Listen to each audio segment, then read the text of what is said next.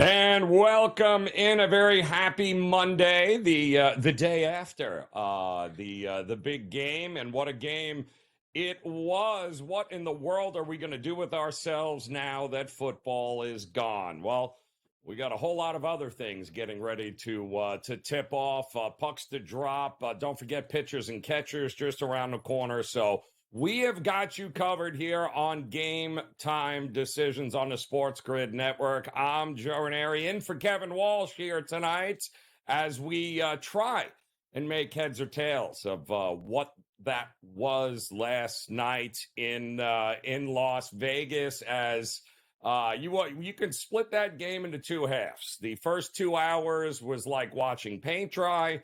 And then the final hour, all hell broke loose, and it was fascinating. And now, a little before 24 hours after the fact, people are trying to put this game into perspective on, where does it rank as far as the greatest Super Bowls you guys have ever seen? And it's certainly got to be up there because only the second overtime game in the history. And we know that, of course, that first one, shockingly enough, had Kyle Shanahan involved in that game and didn't work out well with the old rules in place where Kyle Shanahan and the Atlanta Falcons. And now the new rules, which apparently escaped the 49er players. They had absolutely no idea what the rules of the game were in that overtime. At least that's what they went on record talking about after the game last night, which of course opens up another can of worms and people questioning what in the world was Shanahan doing and what was he thinking, as we welcome in our radio audience here on the Monday, the day after the big game here at his Game Time Decisions on the SportsGrid Network. I'm Joe Raineri in for Kevin Walsh, and we're trying to put it in perspective. A 25-22 overtime thriller with the Kansas City Chiefs now hosting the Lombardi for a second consecutive year. That has only happened a handful of times as well in the history of the game. And Patrick Mahomes, once again, the MVP, which he appears to like that position here because at 28 years old, he's now got 3 Super Bowls, and he's got a couple of, MVPs to go along with it here. So he is truly, if you thought you got rid of Tom Brady and the dominance that the dynasty of the New England Patriots brought to the table, let me introduce you to Patrick Mahomes, Andy Reid, and the Kansas City Chiefs. So much to unpack about what we had happen in that game, what we learned after the game, and more importantly, we'll also touch base on the way too early look as to the 2025 future market for who will be next year's champion here. And that's, of course, just assuming that Kansas City won't be, but who are we kidding? The possibility of a three-peat is on the table, and that is something we have not seen in a very, very long time in the NFL. But we'll start with the idea of the 49er players, which was the big storyline. The 49er players getting up to the podium and addressing the reporters and basically looking completely dumbfounded when they learned that first score doesn't win. That's not the new overtime rules. What you saw in the playoffs is not the scenario for the Super Bowl. And this, of course, was all changed a couple of years ago when the Josh Allen and the 13-second march down the field in overtime for the Kansas City Chiefs to eventually go on to that big game and eventually win their first championship there. That all changed after that, especially just for this game. It's got its own set of rules where, barring anything crazy like a safety or something along those lines, you were basically going to give both teams an opportunity to possess the ball, which brings into question, why did Kyle Shanahan opt to take the ball first as opposed to letting Kansas City have the ball first and give themselves an opportunity to control the game by getting the ball back, knowing what it was that you were looking at. If Kansas City scores a touchdown, then you have the opportunity. You know a field goal is not going to be in play. You know that it's 4-down territory. The way that you manage, the way you call plays, everything changes if you put your defense out on the field first and make Patrick Mahomes set the table for what was going to happen. By not doing that and by only kicking a field goal, they basically gave control to Andy Reid and Patrick Mahomes, who knew what they had to do. A touchdown was going to win. A field goal was going to tie it. Everything changed at that particular point. And although it appears that Shanahan knew the rules, and he explained that he wanted to get the ball third, he wanted to have the ball in case it was tied, both kick the field goal, let's say, and then he would possess the ball after that, next score wins. That's all fine and dandy if you get to that point. But the problem is he didn't get to that point because he let Patrick Mahomes and Andy Reid and company dictate and control what was happening in that overtime. Now, listen, is that the only reason they ended up winning that game? Absolutely not. It's just one of a whole lot of things that we'll talk about here over the next hour that when you put it all together, my goodness, if you had a ticket on the San Francisco 49ers to win that game yesterday, there is a litany of things that you are going to point to here today and go, well, if they only would have done this, if Christian McCaffrey doesn't fumble the ball, if they don't muff the punt, if they kick the extra point. The idea of calling for the defense or calling for your offense to take the field first by winning the coin flip, yes, it can be on that list, but I certainly am not looking at that or isolating that as that's the reason why they lost the game.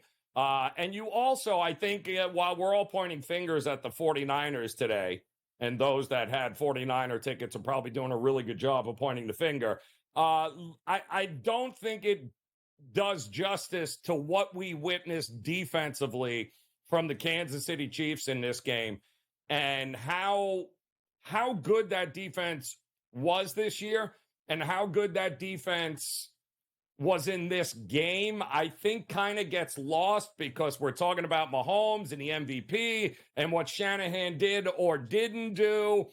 I think we got to spend a little bit of time talking about the defense of this Kansas City Chiefs team, and maybe that the biggest reason as to why they are champions again.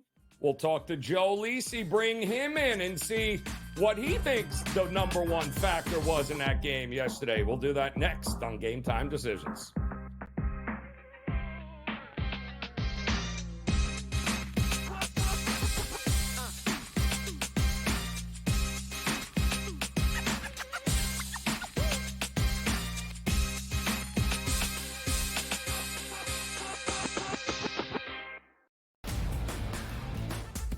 Purdue on the road in a very difficult place to win in Piscataway, New Jersey. Not in Jersey Mike's Arena, but in the rack. And it was tight. You still have to win these games. Like, you can talk about even equate it to the NBA. Like OKC just rolling into Detroit, going, like, yeah, this is going to be an easy victory, and not coming away with the W because you're not focused here. Good move there for the Purdue Boilermakers. You can take a look at Zach Edey. The Early Line, only on SportsGrid. I kind of thought that Mike would maybe go in a different direction or at least listen to some people with some different ideas. If you were going to retain Mike Tomlin as coach, and I believe with both feet that you shouldn't let him really anywhere near this hire. That he had proved over the years that this was not an area of comfort or expertise for him. Pharrell Coast to Coast, only on SportsGrid. The Bostonian versus the Book. It is a big I told you so if Mac Jones comes back and Mayo keeps him and the Patriots don't draft a quarterback at number 3. But the fan base is a big problem. I mean, you bring back fan base will be fine if they win. There's the if. if they win. Fan base won't care if you're quarterback in the Patriots if they win. The Bostonian versus the Book. Blocked well and tries to cut through the middle. Oh! Your gut says Miami is going to win, and you should take the over. Your gut also said your NFT selfies would only go up in value. They didn't. But your head is on SportsGrid and knows the QB is in concussion protocol. The backup has a 45 QBR against the zone coverage. The New York D has the most sacks in the league. So yeah, trust your head. It's smarter to be on SportsGrid. Anyone that's been to a sporting event, the atmosphere before a game, I think GameTime Decisions has that same exact atmosphere. This is our arena. This is what we do. There is going to be an energy to GameTime Decisions that you will feel night in and night out. The excitement you get when you lock your bets in, when you're figuring out what you want to do, we can zone in on the biggest games each night. I want this to be the place that people come to before the games start so they feel as ready as possible to lock in their cards. We are going to hit every single one of those markets that you need to know about. We're going to go through every single thing, and I've got a great team behind me that's going to help me get the job done. There is not going to be a better place, I promise you, than GameTime Decisions to get that new information, react to it, and be able to then bet accordingly. We will have everything at our disposal, and we will use that to our advantage. I'm Kevin Walsh. Tune into GameTime Decisions from 6 to 8 p.m. Eastern on SportsGrid.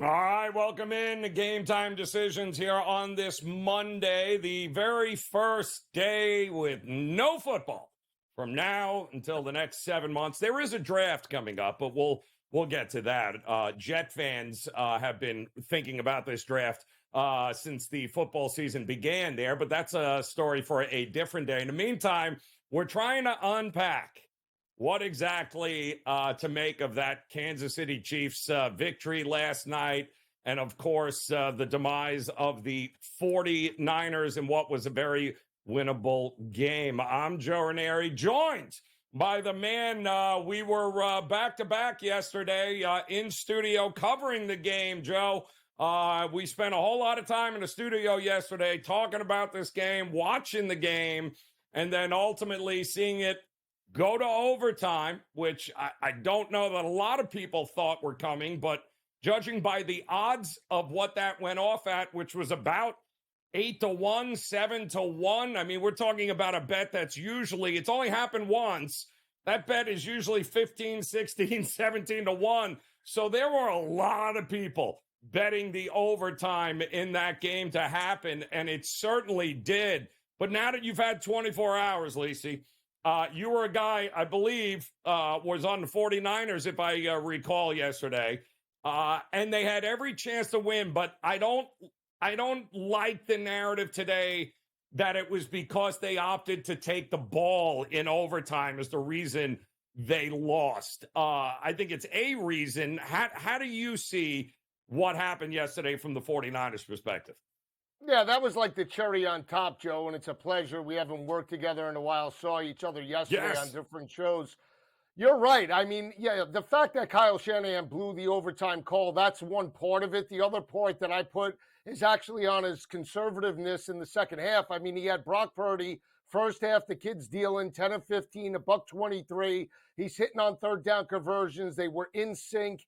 He fails to obviously give him the ball when Pat Mahomes does kick the field goal at the end of the first half. They get the ball in regards to the turnover on downs or the critical turnover from Kansas City. They have a short field, and he's not aggressive. And that is the problem that I have with Kyle Shanahan as a whole throughout the third quarter, is that he went, I want to say, laid up. He ran Christian McCaffrey, predictable calls on first and second down. He coached that game like he was actually up by double digits, right? And it was only a one-score game. And the more that this, I want to say, just elapsed and time elapsed and there was no change in score and you allowed Pat Mahomes to chip away, you knew that eventually they would break through. And that's what happened in regards to the overtime.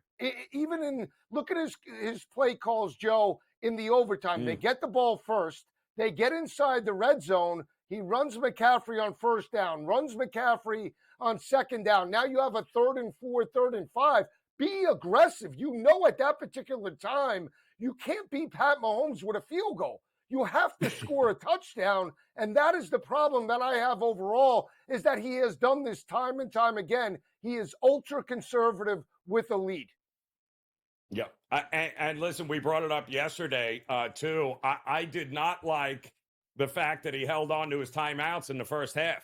Yeah. I mean, there's a lot I don't know what you're doing because, like you said, you're not beating Mahomes with field goals. Not going to happen. Like, you've got to, he comes out in the third, he throws an interception. You've got to take advantage of those opportunities because we were there watching it, Joe, and didn't you just feel the longer that game went and the more it was just a one score, they could not pull away, the worse it was going to get. And then once overtime came, it kind of felt like it's over. Even if they scored a touchdown, it just kind of felt like it was over.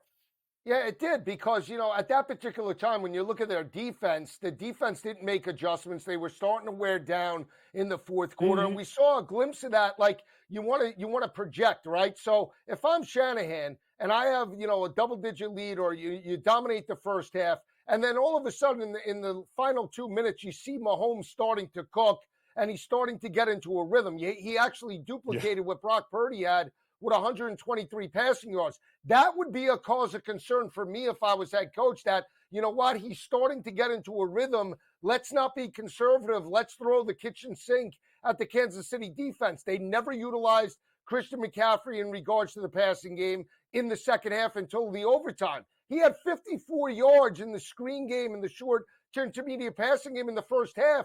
They never went to him again. I understand Samuel was hurt. Then get him out of the lineup and try to get the ball to Brandon Ayuk that entered that game, Joe. 7 games with 100-yard performances. They never looked to him until it was too late. Yeah. Well, and this was all fine and dandy. Ultimately, there's 3 ways to win a football game: offensively, defensively, and special teams. And you know what? San Francisco won 2 out of 3 of them. Right. That was it. And that was they made less mistakes. Their special teams was phenomenal. But I also don't want to shortchange. It's so hard when you get a guy like Mahomes, right, to go there. So much time and energy spent on him. What this Kansas City Chiefs defense, will we look back on this defense and go, this could be one of the best defenses in a Super Bowl we've seen in 20 years that nobody talks about? Yeah, because they're not household names outside of Chris Jones, right? This isn't the '85 Bears. This isn't the Giants in 1990. We're not talking about dominant household names, but statistically, they entered that matchup only giving up 181 passing yards per game. So to see the type of success that Brock Purdy had early with 123 yards, they really had a great game plan for the first half, but they made adjustments. The Kansas City defense and Spagnuolo adjusted to take away Brock Purdy's best option at that particular time, and they forced him into predictable third downs. That game was won or lost. Here it is in a nutshell. You look at the second half adjustments. San Francisco as a whole, 3 of 12 on third down conversions, Joe. Kansas City converts 9 of 19 in terms of third downs. And Pat Mahomes accounts for 399 total yards, right? 323 or 333 through the air, and 66. He becomes the leading rusher in regards to taking over that matchup. It's just amazing. When you have a quarterback that accounts for almost 400 total yards, that's a tough animal, and that's just a tough, a defense that you can't stop it. You just can't. Yeah, no, you really can't. It's kind of like a runaway train, and that defense I thought was special. I thought the blown lack of tackling on Chris Jones caught them. That it's all of those little things put together, including, as crazy as it was for Kansas City, who got punched in the mouth and was really beaten up early in this game. I mean, they're not used to that, and it was apparent with Kelsey yelling and Andy Reid and everything else. Right. But at no point did it ever feel that as long as it stayed there, as long as it stayed within one score, at no point did I ever think, and you were holding a 49er ticket, at any point did you really think it's over for Kansas City? Because it never felt that way. As bad as the beating was, by the way. No, and we could bring up the extra point miss as well, because they make that extra point with about 2:07 left. They could force one more timeout by Kansas City. They would only have one left. They get the first down. The game is over, signed, sealed, and delivered, right? So it would have landed basically right on the 1.5 point number and right on the total in regards to, where we landed. Obviously, going into overtime, but it was a dead under at that point. Yeah, no, I never felt confident. I felt confident in the first half that if they continued that style of play, they would cover, but at no point did I feel comfortable. Yeah, well, it's, we've got a dynasty on our hands, Joe. I mean, no way around it. Like them, hate them. It's a dynasty is what it is. And now we get the draft to talk about coming up soon as well. So enjoy a couple of days off, Lisi. You're back at it, starting again this week. Always a pleasure, my man. It was great seeing you yesterday. Enjoy your little time off. Game Time Decisions will be back next year on the grid.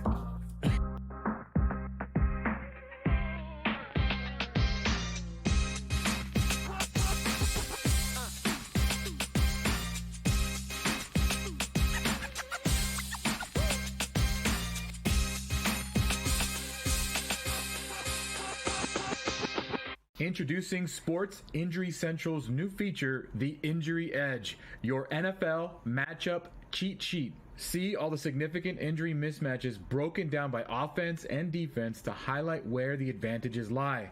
All for only $2.99 a week. How can you even consider making a bet or setting your fantasy lineup without knowing the injury mismatches? Go to sixscore.com today and get this week's Injury Edge.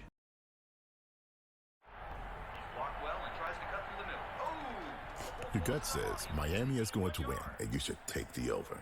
Your gut also said your NFT selfies would only go up in value. They didn't. But your head is on SportsGrid and knows the QB is in concussion protocol. The backup has a 45 QBR against the zone coverage. The New York D has the most sacks in the league. So yeah, trust your head. It's smarter to be on SportsGrid. Oh, it's a beautiful time. NBA players are going wild. If I had to guess, a lot of people are going to get real angry. No defense, no defense, no defense. See, I want people to understand this, okay? Because we're always honest. When I take that big pause, that means we're thinking about betting big. Game Time Decisions, only on SportsGrid. Scoring 19.7 points per game, 13.1 rebounds, and 8.2 assists. How can a center that is top 50 in scoring, first in rebounding, 7th in assists, and 8th in field goal percentage not make the All-Star team? That is such a huge snub for Domantas Sabonis. Betting above the rim, only on SportsGrid. It's smarter to be on SportsGrid, your 24/7 sports wagering network. We'll look at the Heisman Trophy The early race line. and what it all means. Individual success. You should have tried to get something for Anthony Rendon. Not bought at the deadline. Newswire. We're getting a lot of news, trades, cuts, and some movement in terms of starting quarterbacks, Pharrell backup quarterbacks. Coast to Coast. I want to watch great players make buckets and win games. Game Time Decisions. I have no idea what the heck the Blazers are doing and what they In-game live. Just Prime took 'em time. yard for a grand slam. The bottom of the fourth inning in a 12-2 baseball game. We got football scores going on at Wrigley right now. Sports Rage That was Late good Night. betting. We waited for 1.5. We got paid We information. Did like the 2.5. Jumped on There's it. no taking weeks off in golf betting ever. These are the best weeks to bet. It's smarter to be on SportsGrid.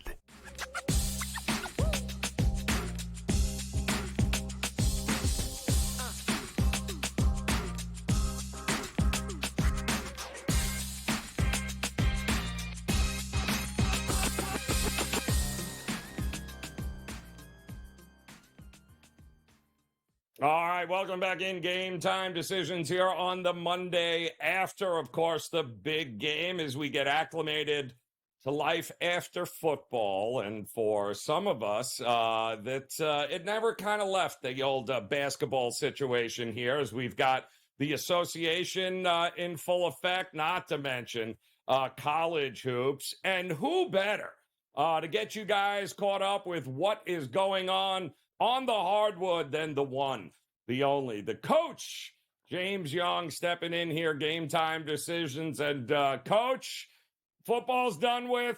It's been over even longer for us Jet fans, but that's a whole different story. We do have plenty of hoops that we got to get caught up on here because I love this card tonight in the association, and I'll start with a team that also I'm holding an over on the win total ticket with the Indiana Pacers taking on Charlotte, which are they still an NBA team, Coach? I'm not sure. Do you consider them an NBA team? And what are we doing tonight in this one? I don't know. I don't know who's better, this team or the Flint Tropics from Semi-Pro. Jackie Moon in full effect. I don't know which team is worse. But I will say this, Joe. I'm willing to lay the points with the Indiana Pacers minus 9.5 tonight. The Pacers have covered the last two games versus a really bad Charlotte team. A Charlotte team that's 3-7, Joe, against the spread their last 10 games. I know the Pacers are only 5-5, but a Charlotte team that's really going nowhere, right? I don't know what they're going to hang their hat on with this team. So I don't see this as being a problem. Now, the only thing you can worry about is maybe a backdoor cover. Maybe you want to lay the points with the Pacers in the first half. I don't care. I think they win by 20 plus. Give me the Indiana Pacers minus 9.5 tonight. Ooh, love it. Indiana getting it done here. And how about them Cleveland Cavaliers here, Coach? Hottest team in the NBA. I don't know. We've never had a chance to talk about them. They are taking on, unfortunately, the Sixers are they're going through it right now. But are you a believer in this Cleveland squad when healthy? Is this a team you think can compete with the Boston Celtics of the league? No. You're not a believer? No, absolutely not. I'm not a believer in it because I saw them last year get absolutely punched in the face by the Knicks.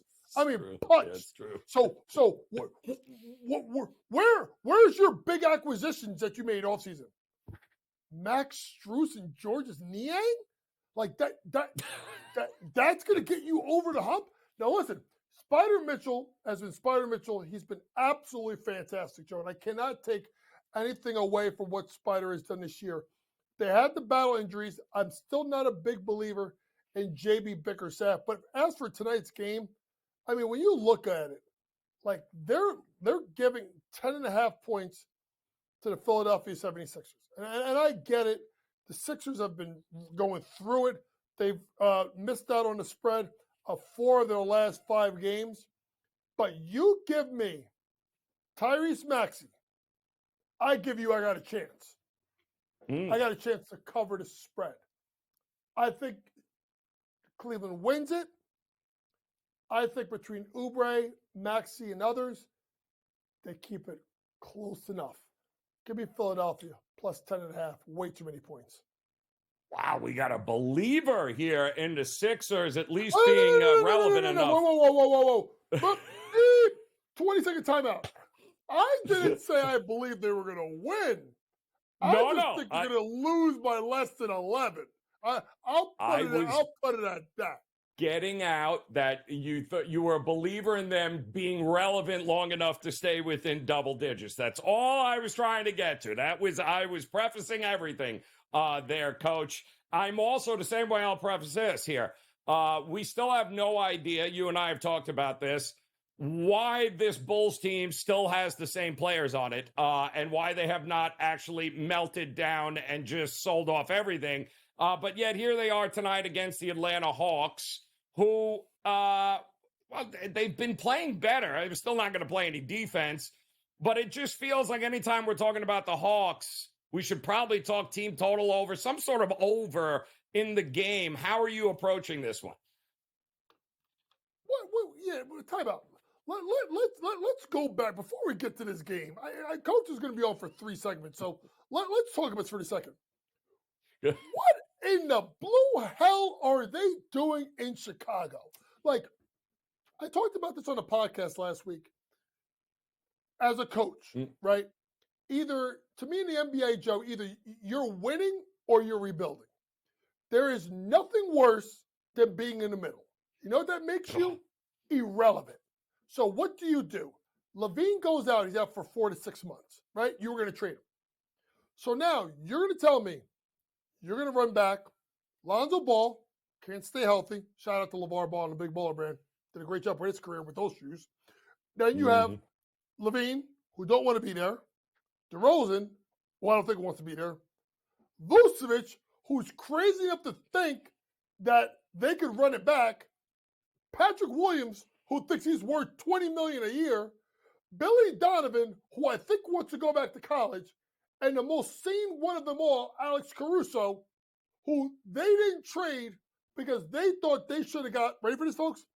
An OG Anunoby package, meaning 2 young rotational players and a first-round draft pick. And you wonder why, folks, except for that year that Tibbs won Coach of the Year, right? And Derrick Rose before he tore his ACL when they were the 1 seed. You wonder why the Bulls have been irrelevant since the day Jordan, Pippen, Krause, Phil Jackson, Dennis Rodman left. I present to you Exhibit A, B, C, D, E, F, G. Go how many letters you want in the alphabet. The Chicago Bulls are irrelevant. They are inept. They do not know what they're doing. And if I am a coach, and I walk into that situation, I'm going to say this: you got to start over, because there's no way that team is going to win. They have to start over. And Joe, I don't know what they're waiting for. Listen, that trade deadline, I was thinking big changes coming in, and nothing, absolutely nothing except the same old. And you're right. The definition of insanity, Coach, doing the exact same thing and expecting a different outcome is exactly what the Bulls are doing here tonight. Can you tell me who in the hell the Toronto Raptors are to be laying 6-7 points even against San Antonio tonight? Yeah, a little head scratching there with this one, but San Antonio's not good. We know that. But are they 7 points worse than the Raptors?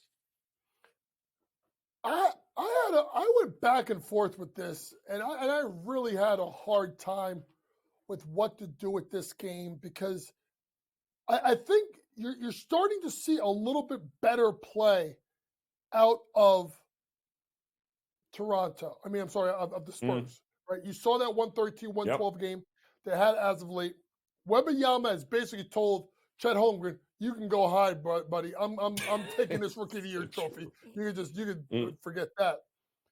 But a San Antonio team, folks, still, since that 113-112 win, have lost, I do believe, I think it's 6 in a row, and 5 out of the last 6 they haven't covered the spread. Now, Toronto hasn't been much better, and you got to think about this for a second, Joe. And I'm going to say this: I'm going to take the Raptors minus points.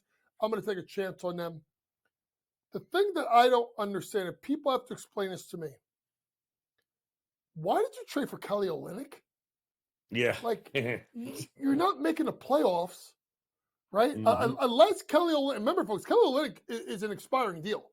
So unless you are using Olynyk, I think, to maybe get moved somewhere else, he wasn't, and he's not bought out. So you're going to use Kelly Olynyk as a sign and trade. I understand why you got Abaji, right? You want Abaji because it's Abaji, it's quickly, it's Barrett. There's your young backcourt, right? So I would be on the lookout on what they do with Kelly Olynyk in the offseason. And also, what do you do with Gary Trent Jr.? If you're going to bring in a box, that means someone's got to go. It's probably Gary Trent Jr. But you kind of wonder what was the thought process of Masai Ujiri. Masai Ujiri, folks, remember, at one point wanted 4 first-round picks for OG Anunoby. 4! And now this is what it's turned out to. It's going to be interesting in Toronto, but they do have a young core I do like with Barnes, Quickly, and Barrett.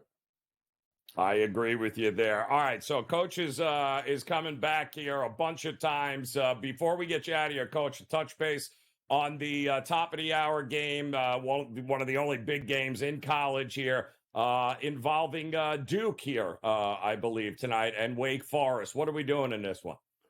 I'm going to take the Dukies. I'm going to take a minus of points. I think they can get it done tonight. I think they play well at home. Wake does struggle a little bit on the road. This is a big spot for a Duke team that I think needs to start to get going, and people are waiting for it. The guard play has been inconsistent at best. They need to be better. Forbes has done a great job year in and year out since he's been at Wake Forest. I just think Duke gets it done tonight. So, I bet it at 151, Coach, for the over. It's now 154.5. You think points are? It feels like there's going to be some points coming in this game with how these offenses can turn. Yeah, they're two high octane offenses. They can get the ball up and down the floor. It's at 154, maybe a little bit too high for me. Maybe, folks, let the game start, slow start, total drops, then jump in live. Play it multiple times. Great call. Outstanding. Coach James Young, we'll see you again shortly here. Game Time Decisions continues on the grid.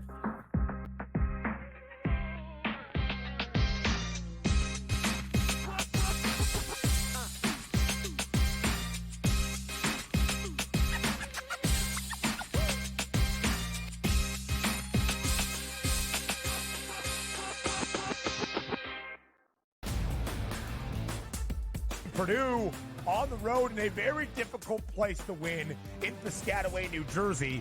Not in Jersey Mike's Arena, but in the rack. And it was tight. You still have to win these games. Like, you can talk about even equate it to the NBA. Like OKC just rolling into Detroit going, yeah, this is going to be an easy victory, and not coming away with the W because you're not focused here. Good move there for the Purdue Boilermakers. You can take a look at Zach Edey. The early line. Only on SportsGrid. I kind of thought that Mike would maybe go in a different direction, or at least listen to some people with some different ideas. If you were going to retain Mike Tomlin as coach, and I believe with both feet that you shouldn't let him really anywhere near this hire. That he had proved over the years that this was not an area of comfort or expertise for him. Pharrell Coast to Coast. Only on SportsGrid. The Bostonian versus the Book. It is a big I told you so if Mac Jones comes back and Mayo keeps him and the Patriots don't draft a quarterback at number 3. But the fan base is a big problem. I mean, you bring back fan base will be fine if they win. There's the if. There's the if.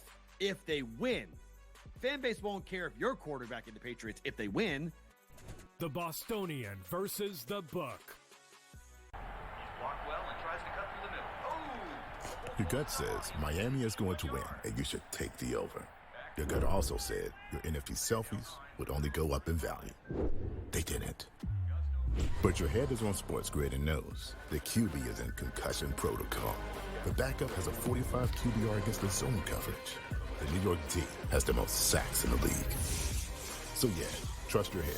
It's smarter to be on SportsGrid.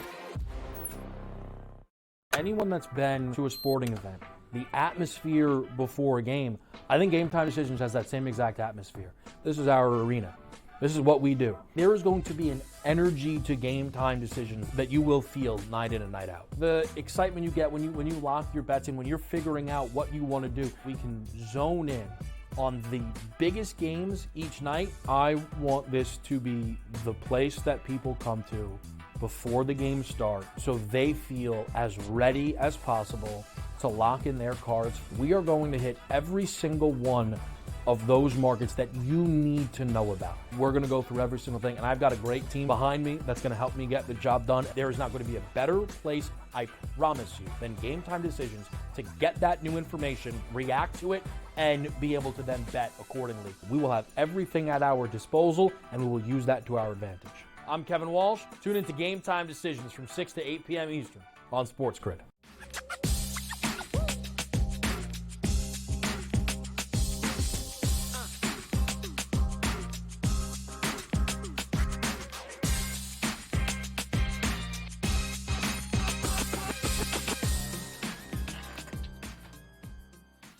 All right, welcome back in. Game Time Decisions here on this Monday as we all try to cope with the idea that there is no more football for 7 months. However, we've got plenty more going on here, and including the NHL, which is getting really good. A great card here tonight for the NHL, and I can't think of anybody better to talk about the ice than our good friend, George Kurtz, who is, speaking of ice, going to be in a lot of it here in a couple of hours as a nice wintry festival coming to your neck of the woods, Kurtz. So it sounds like it's going to be a lot of fun for you over the next 24 to 48 hours. But if you got hockey and you got great hockey games coming on tonight, then, you know, hey, what's the worst that can happen? Throw another log on the fire. Unless, of course, you're the New Jersey Devils who, what's the word I'm looking for? Suck for the better part.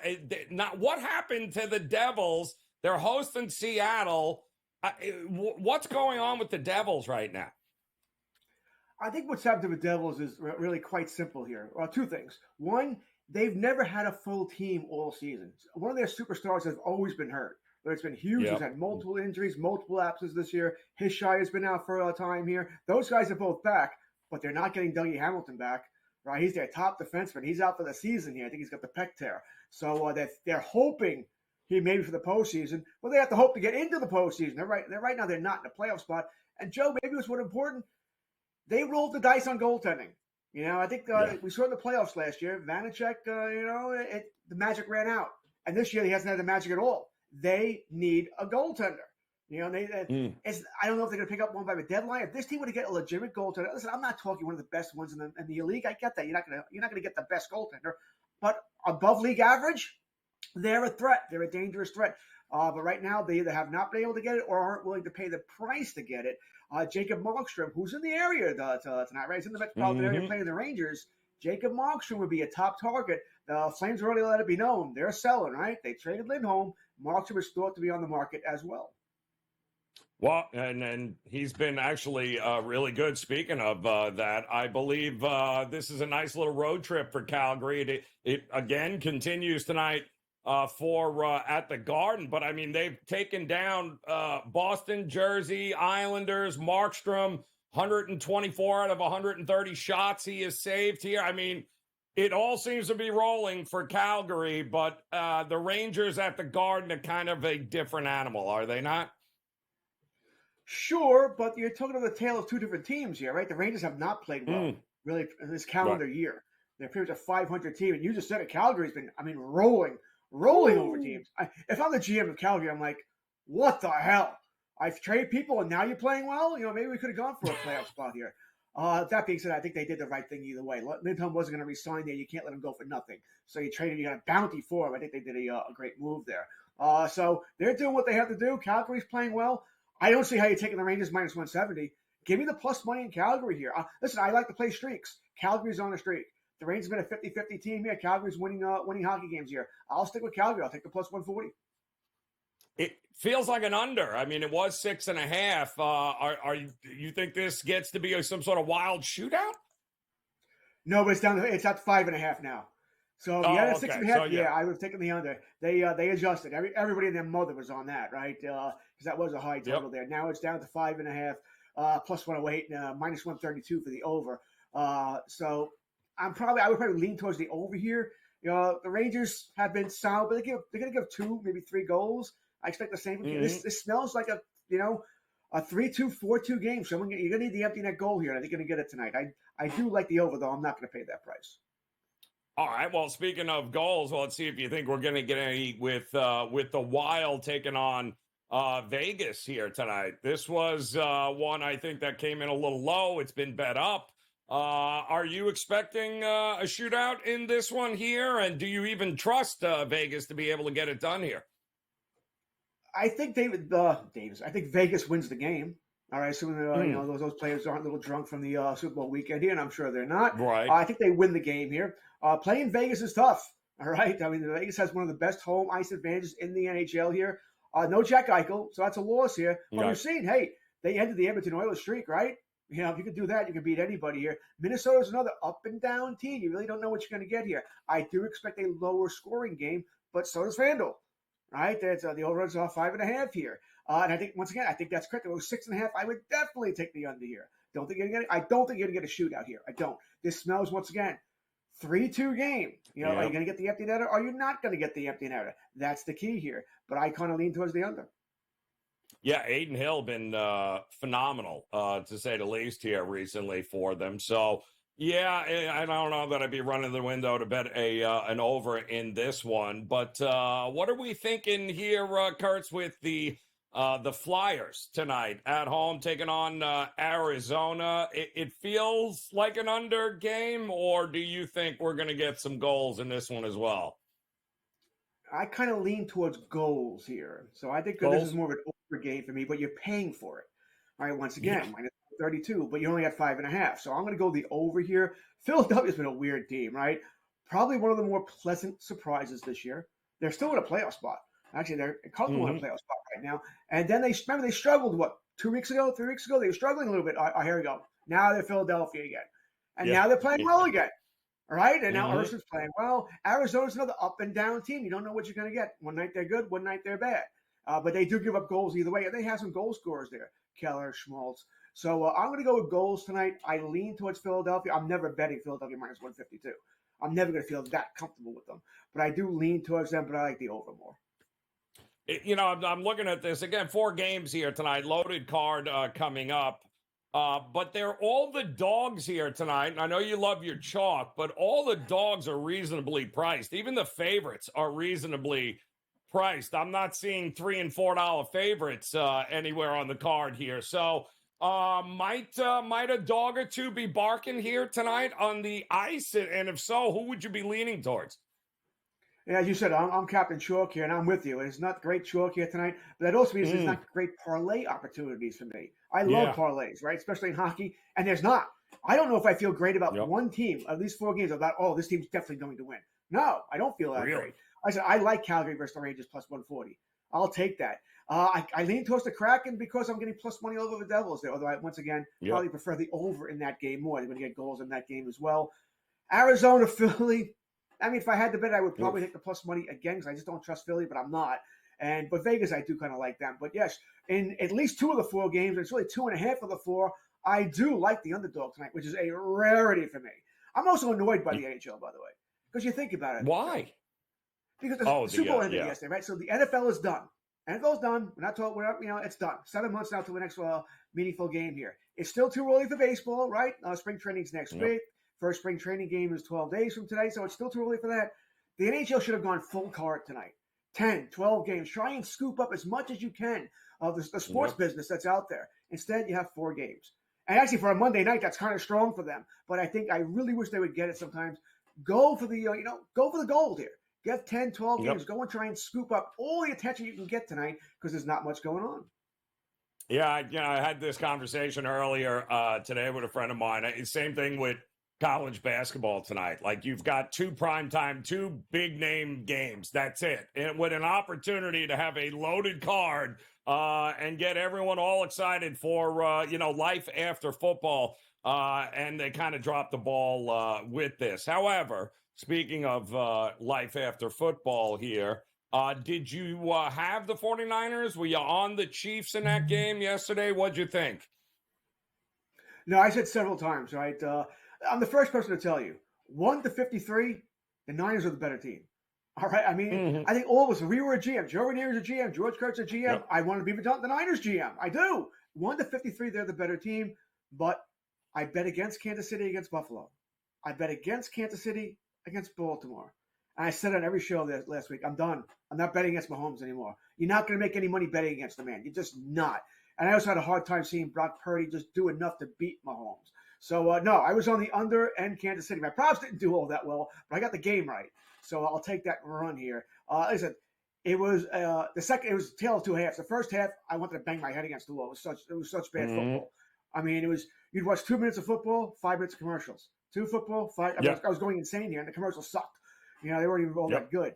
So, but the second half was was good, right? That's what the way football should be. It was exciting. I'm not a Niners fan. I'm not a Chiefs fan, but you're on the edge of your seat watching the game. It was a good game. Overtime was thrilling. Did Shanahan know the overtime rules? I kind of have my doubts here about whether he did or not there, because I don't understand why you take the ball first. There's no strategic reason to do that unless he was worried that his defense was so tired because the Chiefs went on that long drive that tied up in regulation.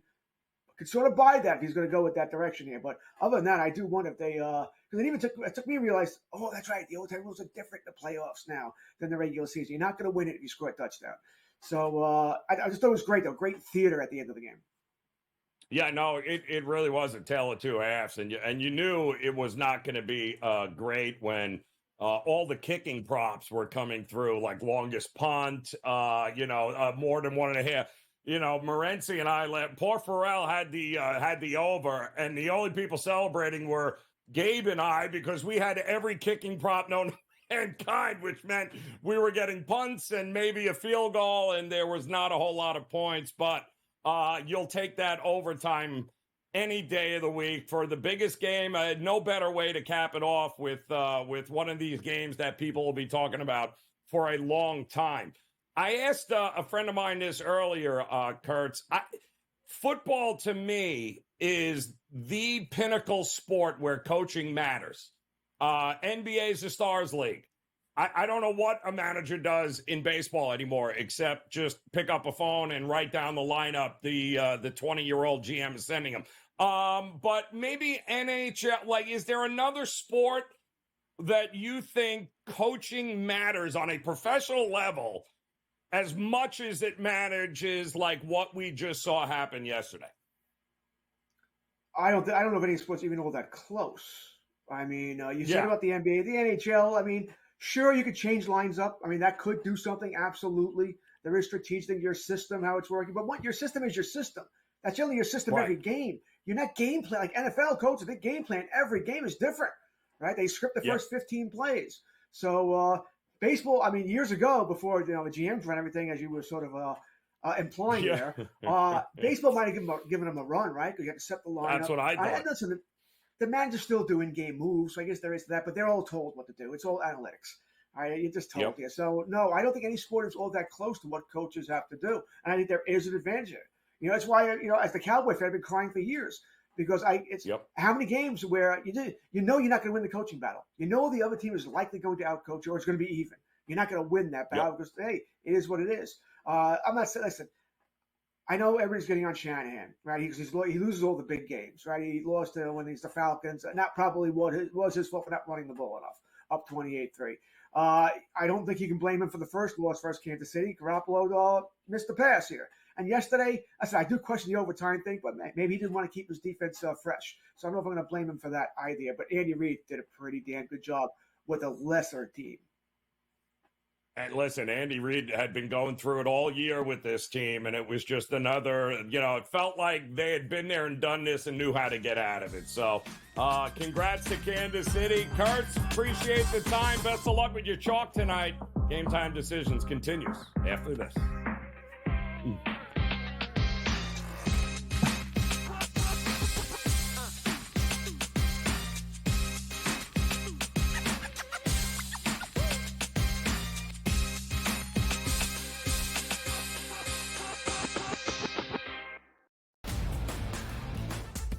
Purdue on the road in a very difficult place to win in Piscataway, New Jersey.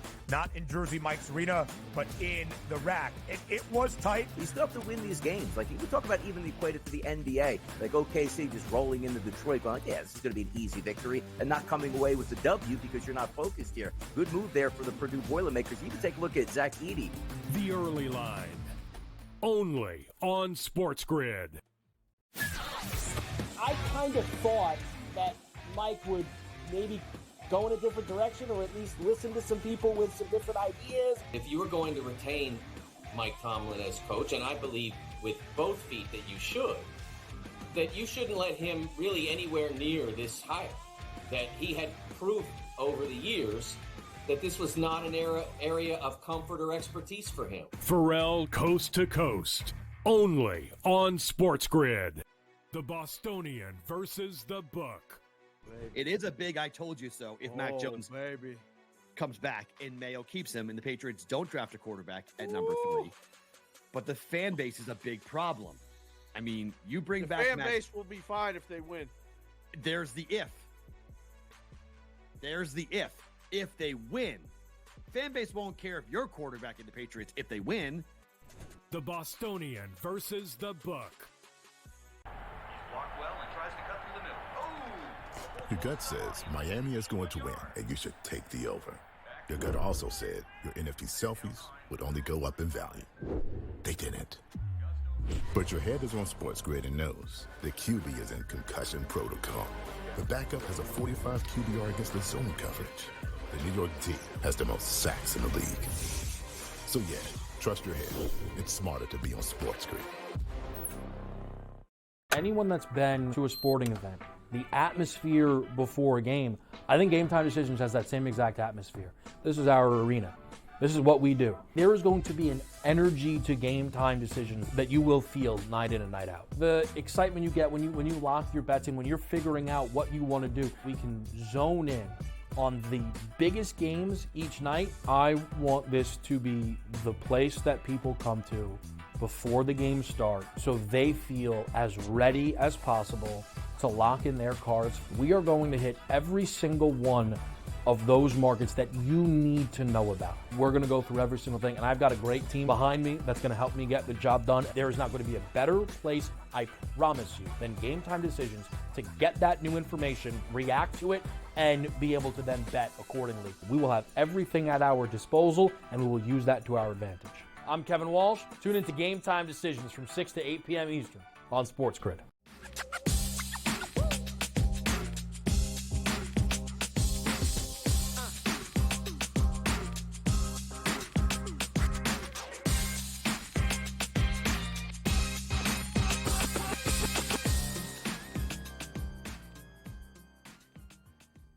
We've got movement once again before the opening tip here. College hoops tonight as well as the NBA. And as we wrap up this first hour, we're seeing really, I think, one of the big games in the ACC tonight with Duke and Wake Forest getting ready to go here in just a couple of minutes. We talked with Coach earlier in the hour. That line I got at 151 points this morning, and it is now up to 155.5. So the money is pouring in on the over with Duke and Wake Forest, two teams that are averaging 81 points per game and certainly have the firepower to be able to get this thing into the low 160s, which is the way I'm thinking it's going. It is at Cameron Indoor. Wake Forest has been quite the over team as of late. 10-3 to the over in the last 13 games. This is one of the better shooting teams in the country, guys, hitting 48% from the field, 38% behind the arc. Steve Forbes done an amazing job. I do think this game has got over written all over it, but better hurry up because it continues to get bet, and it is getting pushed up now, coming up to 156. I still think both teams land in the 80s in this, which is more than enough to get this thing to 160 or better. All right, we got much more coming up this hour. We're getting ready. Opening tip in the association. We'll talk to Coach James Young again. We'll get you all caught up with what's going to happen in some of these later games here tonight on the hardwood, including a couple of other pretty intriguing college basketball matchups, including Kansas on the road taking on Texas Tech. That's going to be 9 o'clock Eastern time tip. Gotta want to hear what we're going to say about this game. Don't be running to the window to bet Kansas just yet. We've got some injury concerns. We'll share all of that with you. Another hour of Game Time Decisions next here on the Grid.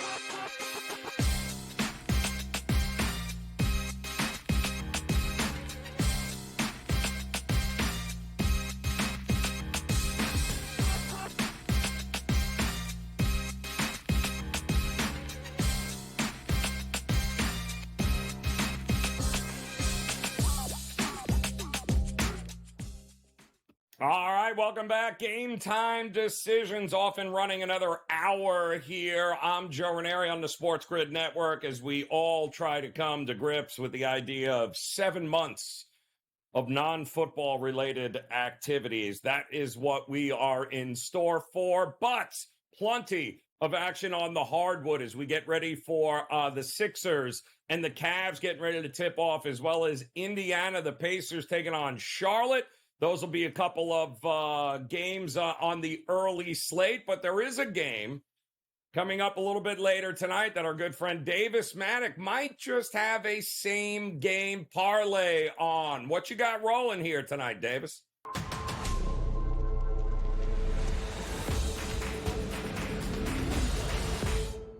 All right, guys, we are back to the NBA after the conclusion of Super Bowl 58 for our same game parlay over on the FanDuel Sportsbook. We're turning to the marquee game of the night. We've got Nuggets, Bucks, and you guys already know I'm taking the Nuggets. I'm taking the Nuggets on the money line here against the Bucks. We're also going to take the over on 232.5. I just hate this Milwaukee Bucks defense. Adrian Griffin couldn't figure it out. Doc Rivers has not figured it out yet. I do not think that drop coverage for Brook Lopez is going to work, and you can't blitz Nikola Jokic either. So we are also going to attack on Nikola Jokic to score 20 or more points. And then we're going to juice this up by taking Nikola Jokic to record 2 or more three-pointers. Obviously, that's not Jokic's best part of his game, but I do think it's a unique way to attack the way the Bucks are playing defense right now. This 4-leg same-game parlay is going to give us plus 539 odds. Nuggets money line over 232.5.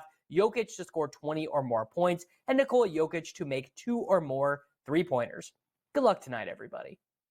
Oh, I love that. Fantastic stuff there, Davis. Maddock, as we welcome in our radio audience here on this Monday. It is Game Time Decisions. I'm Joe Raineri here on the SportsGrid Network, and in addition to that game there that Davis was talking about featuring the champs, the Denver Nuggets, we got a few other very interesting games coming up here tonight.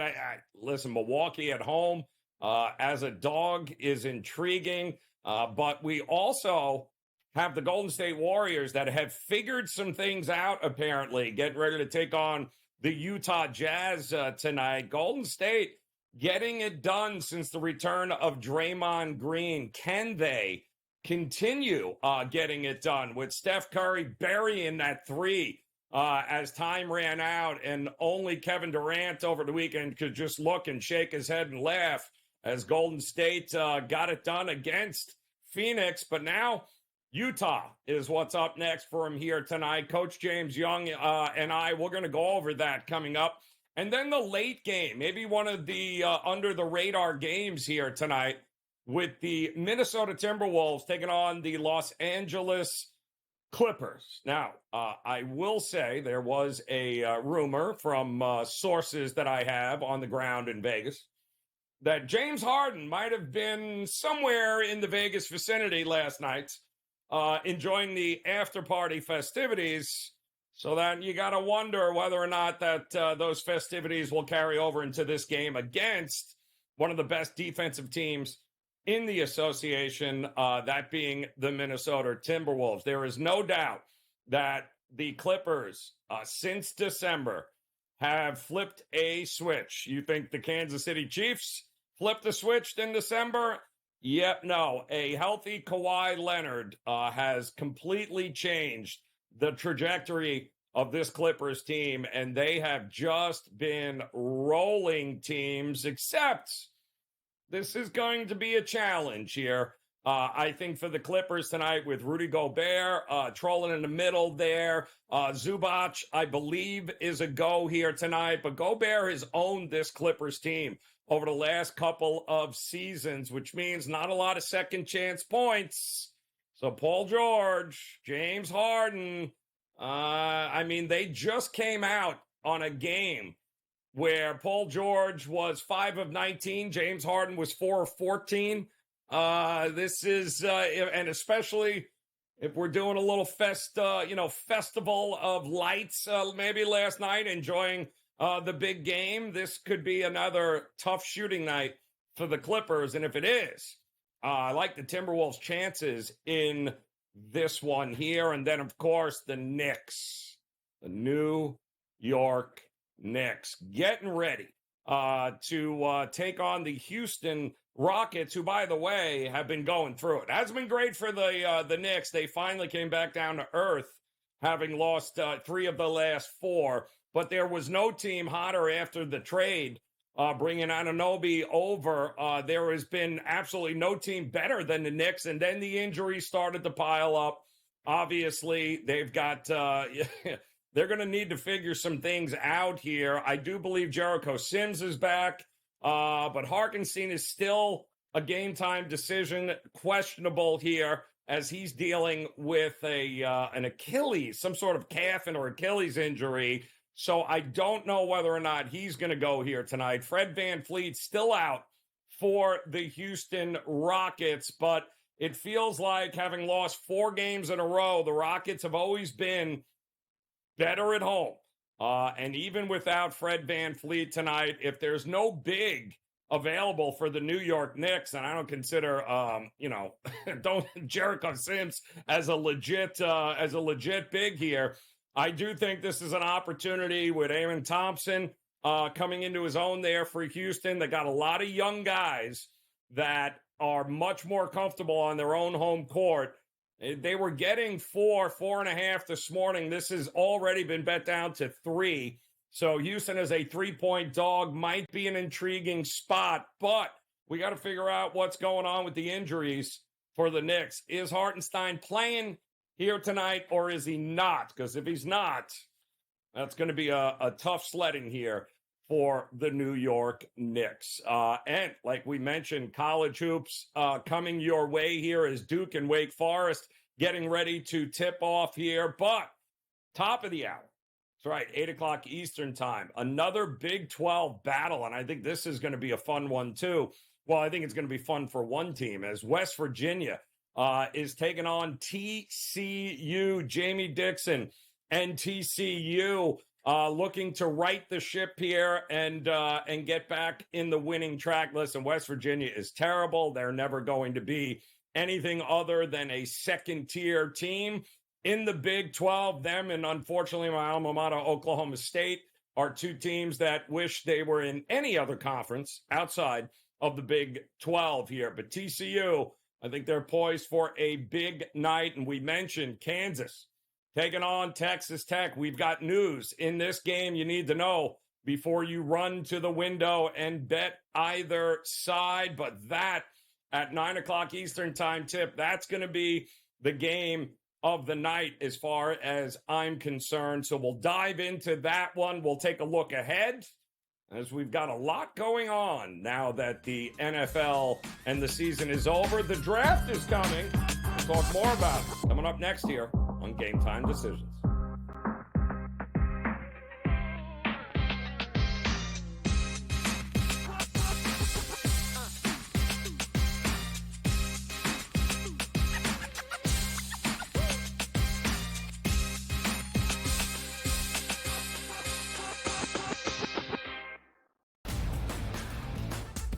Purdue on the road in a very difficult place to win in Piscataway, New Jersey. Not in Jersey Mike's Arena, but in the rack. And it was tight. You still have to win these games. Like, you can talk about even equate it to the NBA. Like OKC just rolling into Detroit going, yeah, this is going to be an easy victory, and not coming away with the W because you're not focused here. Good move there for the Purdue Boilermakers. You can take a look at Zach Edey. The early line, only on SportsGrid. I kind of thought that Mike would maybe go in a different direction, or at least listen to some people with some different ideas. If you were going to retain Mike Tomlin as coach, and I believe with both feet that you shouldn't let him really anywhere near this hire. That he had proved over the years that this was not an area of comfort or expertise for him. Pharrell Coast to Coast, only on SportsGrid. The Bostonian versus the Book. It is a big I told you so if Mac Jones comes back and Mayo keeps him and the Patriots don't draft a quarterback at number 3. But the fan base is a big problem. I mean, you bring back fan base will be fine if they win. There's the if. If they win, Fan base won't care if you're quarterbacking the Patriots if they win. The Bostonian versus the Book. Blocked well and tries to cut through the middle. Oh! Your gut says Miami is going to win, and you should take the over. Your gut also said your NFT selfies would only go up in value. They didn't. But your head is on SportsGrid and knows the QB is in concussion protocol. The backup has a 45 QBR against the zone coverage. The New York D has the most sacks in the league. So yeah, trust your head. It's smarter to be on SportsGrid. Anyone that's been to a sporting event, the atmosphere before a game, I think GameTime Decisions has that same exact atmosphere. This is our arena. This is what we do. There is going to be an energy to GameTime Decisions that you will feel night in and night out. The excitement you get when you lock your bets in, when you're figuring out what you want to do, we can zone in on the biggest games each night. I want this to be the place that people come to before the games start so they feel as ready as possible to lock in their cards. We are going to hit every single one of those markets that you need to know about. We're going to go through every single thing, and I've got a great team behind me that's going to help me get the job done. There is not going to be a better place, I promise you, than GameTime Decisions to get that new information, react to it, and be able to then bet accordingly. We will have everything at our disposal, and we will use that to our advantage. I'm Kevin Walsh. Tune into GameTime Decisions from 6 to 8 p.m. Eastern on SportsGrid.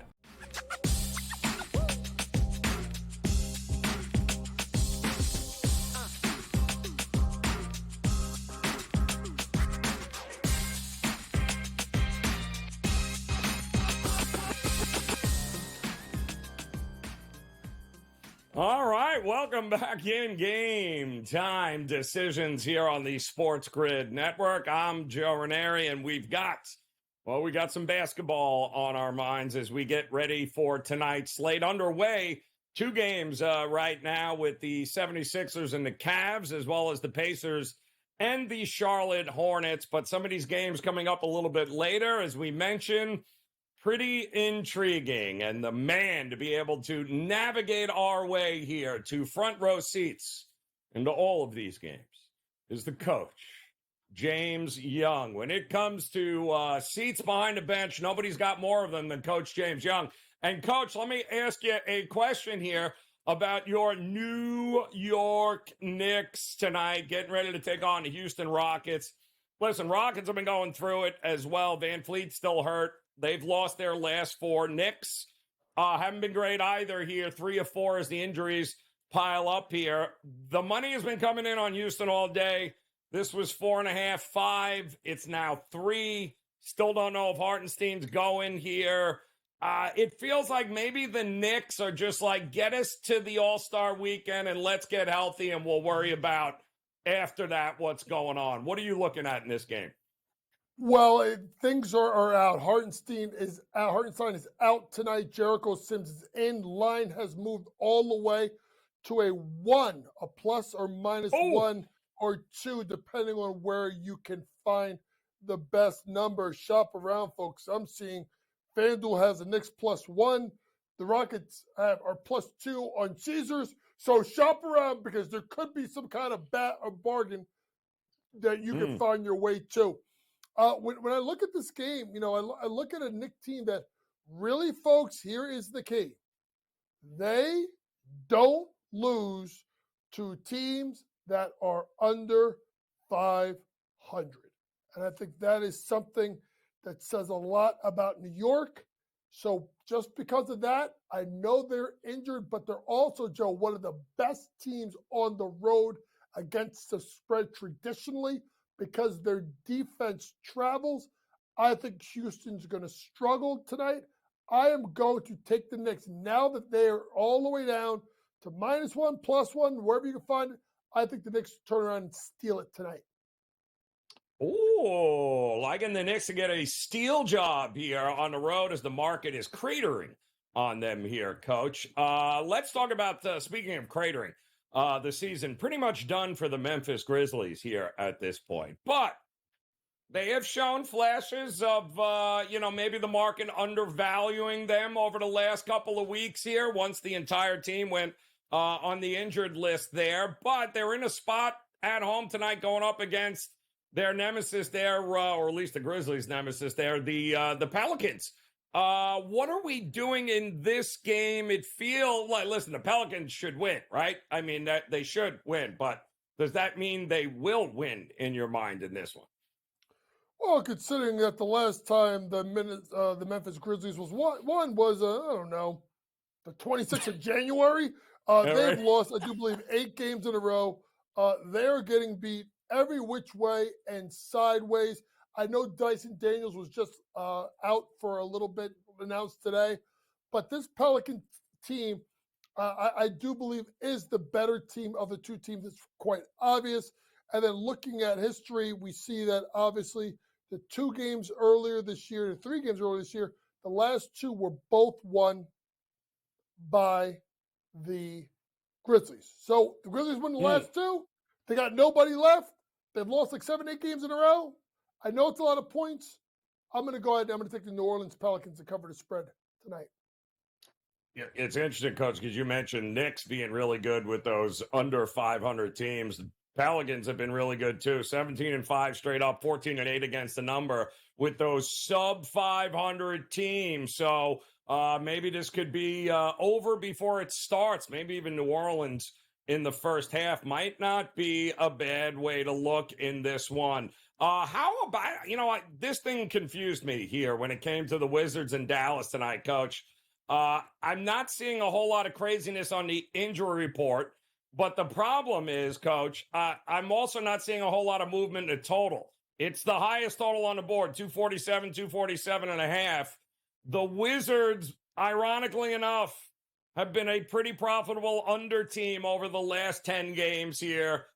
But if Kyrie and Doncic and those guys are in, and if Lively's not playing, we know Dallas ain't going to be playing any defense. It just feels like it's an over spot, but recent history tells us maybe the under is not a bad look in this one. Yeah, that's what the spot is telling you. But at the end of the day, Kyrie and Luka are both probable tonight.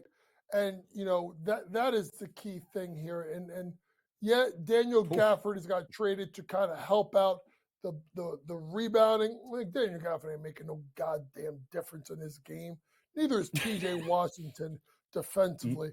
Points galore, but I still think Dallas covers the spread. I would lay the points with Dallas. I know it's a big number, and I think the game goes over because I think Dallas could probably get to about 135 themselves, maybe 140 tonight. Yeah, look at that team total, too. I wouldn't be at all opposed to back in Dallas to put the foot on the gas and just run it up for $130 and change there. That's coming up at 8:30. Another interesting one, Coach. I mean, call me crazy. I think Golden State it took them a little while, but maybe has figured some things out here, and they are playing some very good basketball. I thought that Phoenix game tells you everything you need to know about where the Warriors are. They fought and ended up getting it done against Kevin Durant and company. Now they take on the Utah Jazz, who I can't. Utah Jazz have so much firepower, Coach. How they lose games, it's just absolutely unreal with the shooters they have on that team, but they're about as inconsistent as they come. Do you trust the Warriors yet to go on the road and win one in Utah? I trust the Warriors in this spot because I do think they're starting to play better.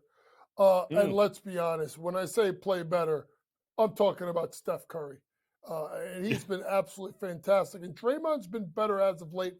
But I'm going to go somewhere that's going to surprise people. I'm going to go Klay Thompson over 20, 21 and a half points, rebounds, and assists over in 8 of his last 15 games. Over the last 2 games versus Utah, not a strong defensive backcourt. If you look at Colin Sexton, the best defender, he's going to be locked in with Curry. So that means Jordan Clarkson, who ain't going to be worried about no goddamn defense tonight because he don't play any.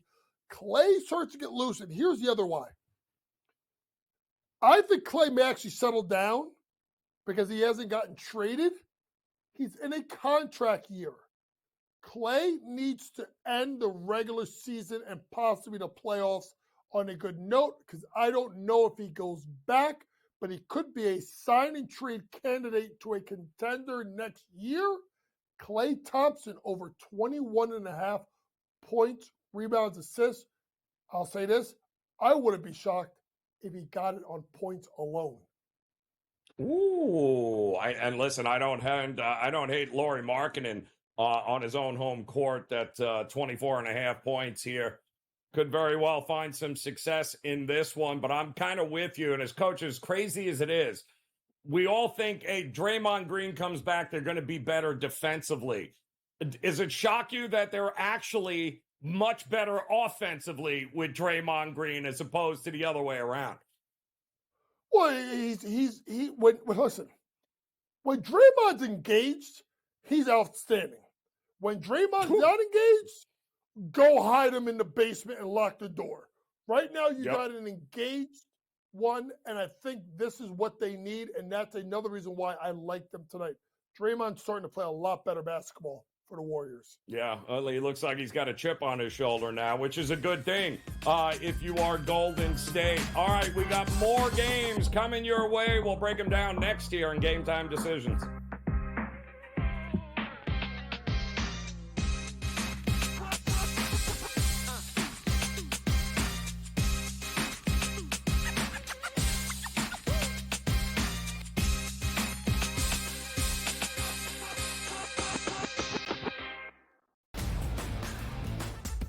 Purdue on the road in a very difficult place to win in Piscataway, New Jersey. Not in Jersey Mike's Arena, but in the rack. It was tight. You still have to win these games. Like, you can talk about even equate it to the NBA. Like OKC just rolling into Detroit, going, yeah, this is going to be an easy victory, and not coming away with the W because you're not focused here. Good move there for the Purdue Boilermakers. You can take a look at Zach Edey. The early line, only on SportsGrid. I kind of thought that Mike would maybe go in a different direction or at least listen to some people with some different ideas. If you were going to retain Mike Tomlin as coach, and I believe with both feet that you should, that you shouldn't let him really anywhere near this hire. That he had proved over the years that this was not an area of comfort or expertise for him. Pharrell Coast to Coast, only on SportsGrid. The Bostonian versus the Book. It is a big I told you so if Mac Jones comes back and Mayo keeps him and the Patriots don't draft a quarterback at number 3. But the fan base is a big problem.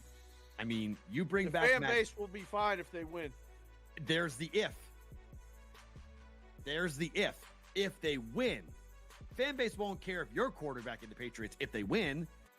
The Bostonian versus the Book. Blocked well and tries to cut through the middle. Oh! Your gut says Miami is going to win, and you should take the over. Your gut also said your NFT selfies would only go up in value. They didn't. But your head is on SportsGrid and knows the QB is in concussion protocol. The backup has a 45 QBR against the zone coverage. The New York D has the most sacks in the league. So yeah, trust your head. It's smarter to be on SportsGrid. Anyone that's been to a sporting event, the atmosphere before a game, I think Game Time Decisions has that same exact atmosphere. This is our arena. This is what we do. There is going to be an energy to Game Time Decisions that you will feel night in and night out. The excitement you get when you lock your bets in, when you're figuring out what you want to do, we can zone in on the biggest games each night. I want this to be the place that people come to before the games start so they feel as ready as possible to lock in their cards. We are going to hit every single one of those markets that you need to know about. We're going to go through every single thing, and I've got a great team behind me that's going to help me get the job done. There is not going to be a better place, I promise you, than Game Time Decisions to get that new information, react to it, and be able to then bet accordingly. We will have everything at our disposal, and we will use that to our advantage. I'm Kevin Walsh. Tune into Game Time Decisions from 6 to 8 p.m. Eastern on SportsGrid.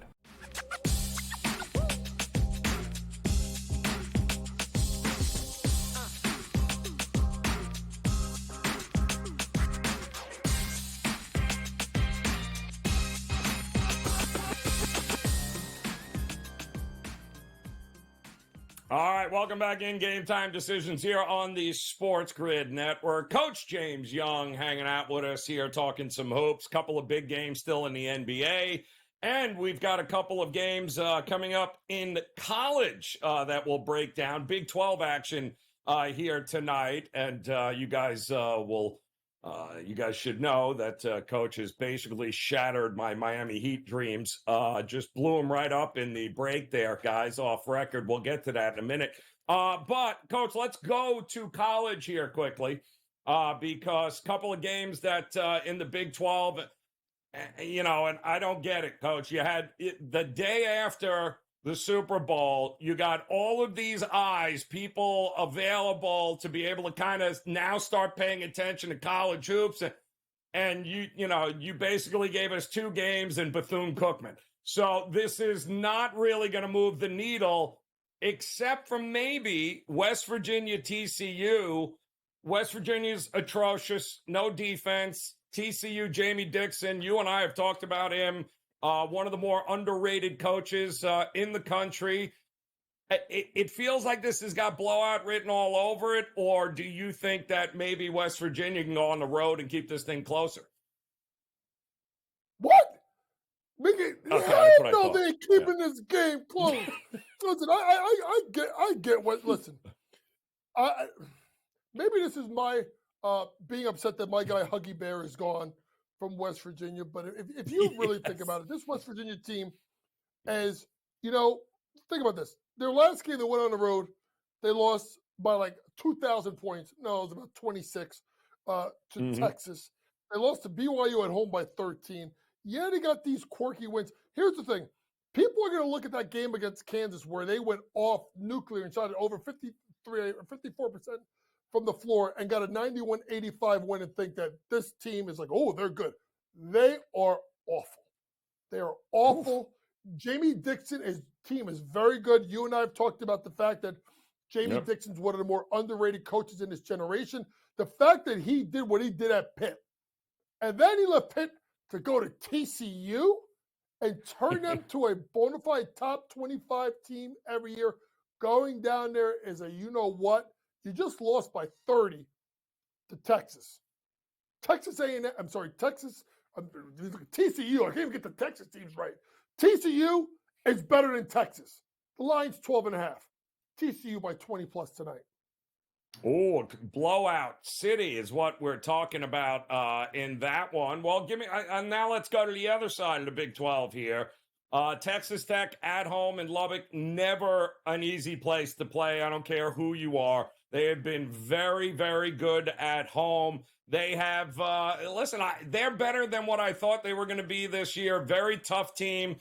This is just a terrible spot for Kansas, Coach. They're not good on the road this year. They're coming off of a couple of very hard-fought games here that they handled business. This is a tough spot to ask to go on the road again a couple of days afterwards to Texas Tech. There's a reason why Texas is what, a 3-point favorite here, Coach? Tech is. And do you trust Kansas to pull the upset off here? It's crazy because you're right. Kansas has been really bad on the road. And Kansas, as a favorite on the road, gets beat. But then I saw the line at plus 3.5. And I thought to myself, at some point, Kansas is going to get going. I do believe McCullers, if I'm not mistaken, is out tonight. He's out. Yes. So that is going to hurt them. And I will say former Texas Tech Raider, by the way, we should mention, Coach. So he was at Texas Tech. So right. And I think people need to talk about the job that Grant McCaslin has done this year. Folks, you don't know about Grant. Wherever he goes, he wins. I forget where he was before North Texas. He won there. And he's winning at Texas Tech, a team that was predicted to come in the bottom part of the Big 12. But this is one of these things as a coach. I feel like we're in the middle of February, and teams need to start making their move. Teams that have underachieved need to start playing better. I know they are, 19-5, but to me, Kansas has underachieved. I think they covered the spread. I actually think they went outright in an absolute war in Lubbock tonight. They need to get rolling. And if you think, and I want people to think about this, I think Kansas is like 19-1 to win the national championship. Mm-hmm. This team has got Final Four potential, right? When you look at Dickinson, when you look at Harris at the point. Now, the kid Timberlake, the kid from Towns, has got to shoot the ball better. They got to shoot the ball better from three. Abrams can play. I think that 19-1, if you want to jump on Kansas, it may be now, because if they win tonight in Lubbock, you're going to start to see that line, that number drop, maybe from 19-1 to maybe 15 or 14-1. You could lose $5 right there. I think Kansas gets the cover, and I actually think they're going to steal it. But safer way, plus 3.5. I'm going to take the points with the Kansas Jayhawks tonight. All right, good stuff there. Limited slate in college hoops. Let's switch it back to the NBA here, Coach. 2 primetime games coming up here tonight. One of them involving the Milwaukee Bucks. They got a new coach. I don't know if you heard this. Supposed to actually work wonders. I'm not sure that Glenn Rivers is actually interested in coaching. Not only have $40 million to his name, but they're not on the same level as Denver. Am I missing something here, Coach? I don't think they're even close to what Denver is. No, it's Doug Rivers. I mean, what we doing with that? I got under. Listen, I've been told I got to stop with the hot takes, and I got to focus more on my ability to be a coach. So I'm going to try hit here. Mm-hmm. The problem with Milwaukee is the fact that they can't defend dominant guards. You've seen what Halliburton has done. You've seen what Brunson has done to them. So now they bring in Pat Beverly to try and muck things up. That's not enough to save it, because Pat Bev ain't getting 35 minutes a night. Dame still has to guard people. And that is the issue. It's not a good fit. And what they did is Giannis got rid of the coach, got the guy he wanted, didn't like that guy, got rid of that guy. You had Terry Stotts that was an assistant. Then Dame shows up. Then he leaves Terry Stotts. It's a mess in Milwaukee. I know it's on the road. I'm going to take the Nuggets on the money line tonight. But I will say this: if there's a prop I like, I'm going to look at Brook Lopez. Shop around, folks. I see it at 16.5. I see that 17.5 points plus rebounds from Brook Lopez. He's gone over 11 out of his last 15 games, 21 combined in the last matchup versus the Joker. And this is what I want people to think about. Nikola Jokic is going to sit in the lane. He has to rebound to start the break, whether he brings it up himself or he outlets it.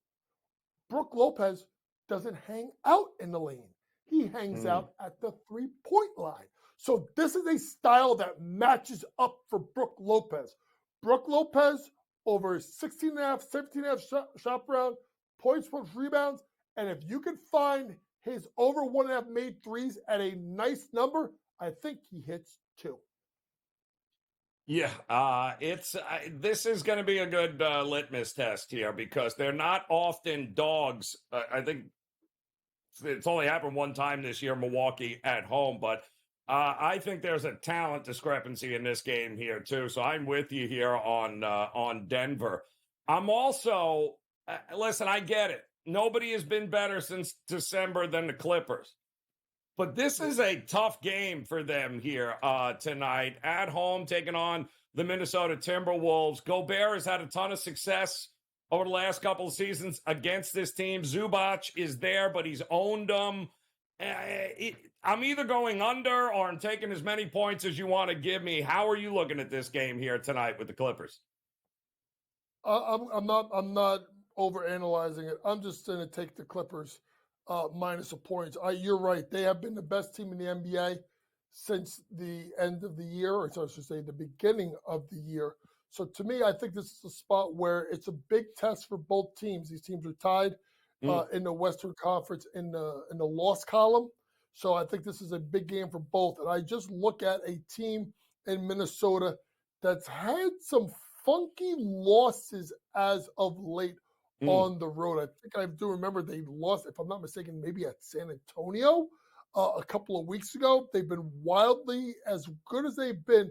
They've showed some inconsistent traits, and I think this is a spot where you could see a team in the Clippers at home drop the hammer on Minnesota. Minnesota, obviously, on this West Coast trip. So it could be a rough sledding for this first game. And if you look at it, they got to go at Portland tomorrow and then Portland again on Thursday. Maybe you get a young Minnesota team in experience, maybe thinking about the game tomorrow as an easy win, and they slip up. Give me the Clippers minus 4.5. 27-6 straight up, 21-12 against the number in their last 33 games, Coach. That is what a healthy Kawhi Leonard brings to the table. And that's what you have gotten over the last 33 games with this Clippers team. So there is no doubt they are playing on a different level here. Good test tonight in the late game. That should be a fun one here. Coach James Young, listen, hook a brother up when you get a chance. Anything behind the bench at any game you want to send my way. Seton Hall. Done. Xavier. We're there. Seton Come Hall. to Jersey. Look for Coach. He'll be behind.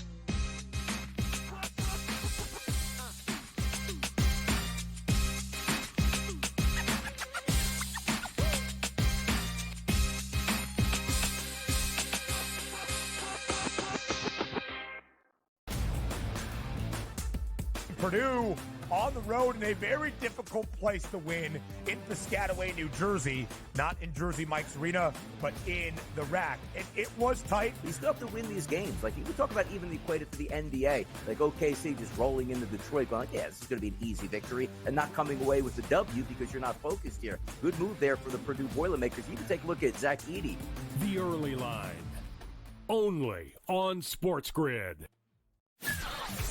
I kind of thought that Mike would maybe go in a different direction, or at least listen to some people with some different ideas. If you were going to retain Mike Tomlin as coach, and I believe with both feet that you shouldn't let him really anywhere near this hire.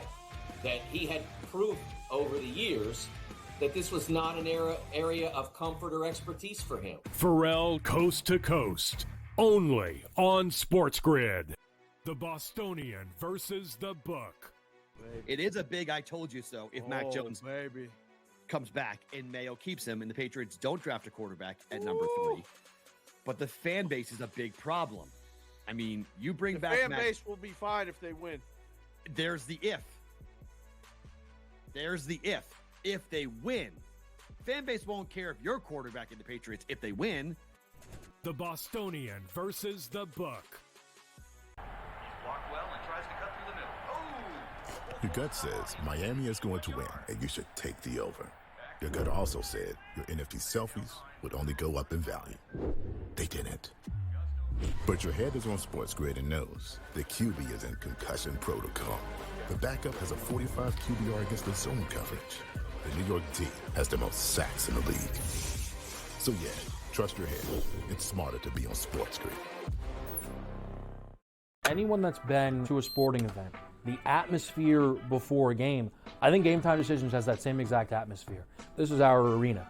This is what we do. There is going to be an energy to GameTime Decisions that you will feel night in and night out. The excitement you get when you lock your bets in, when you're figuring out what you want to do, we can zone in on the biggest games each night. I want this to be the place that people come to before the games start so they feel as ready as possible to lock in their cards. We are going to hit every single one of those markets that you need to know about. We're going to go through every single thing, and I've got a great team behind me that's going to help me get the job done. There is not going to be a better place, I promise you, than GameTime Decisions to get that new information, react to it, and be able to then bet accordingly. We will have everything at our disposal, and we will use that to our advantage.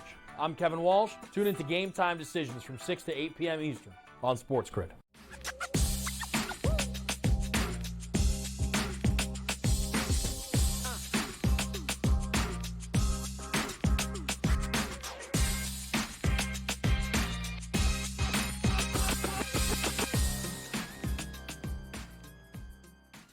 All right, welcome back in Game Time Decisions here on the Sports Grid Network. The Monday after, as we all try to come to the realization that no more football for at least 7 months or so here. We do have a draft somewhere in the middle. And for everyone that's a fan of any team outside of the Chiefs or the 49ers, you've been looking forward to this draft. Like a Jet fan, I've been looking forward for this draft since September. Pretty much. So it's good that the draft is coming back. It's also good that, we kind of get this little reprieve, Dave Sherapan. I can't imagine what your week has been like here, nonstop. Kind of craziness here, you being on the ground in Vegas and all. Have you had any time to relax and breathe here today at all? No, not yet tonight. And I just got a text that said, we may have tickets to the Knights and the Wild. The Flower returns to the Fortress. So I don't know if we're going to go down to that. But no, Joe, it was great. Are you back home already? You were up north and you are back home already? Yes. Jeez. Yep. The deal I have is that I did, but the deal I have with SportsGrid is that if the temperature is below 50 degrees, I do not come. So it was actually a very warm weekend. I was able to fly up and get to hang out with Pharrell and Gabe and the guys there at the studio, but it's going to snow tonight. So first thing in the morning, I was out, totally out. And I understand you had some wonderful weather in Vegas too. What was going on there? The beginning of the week, to sum it up, Monday, Tuesday, media week, we're doing the shows it rained nonstop. The sun was pick up on Wednesday, and it peaked out for a minute. People came here and thought, I don't believe this. It never supposed to be like this. It was like that. All it did was rain. It snowed up by my house. It snowed all over. It was bad. So getting around was a little interesting, but that didn't stop the hype and the dinners and the meetings and the interviews and all the other stuff throughout the week. But the real story was Friday night. I don't know if you heard, Joe, but Friday night, Sam Yarnell sends out the bat signal. And not that I'm the Batman, but I could be. Actually, I might have to get the suit and go back to that one more time. I dressed up like Batman for Halloween. I got the suit. I get the signal. I'm ready to go to bed Friday night, but you know how things roll in Vegas. I'm like, wait a sec.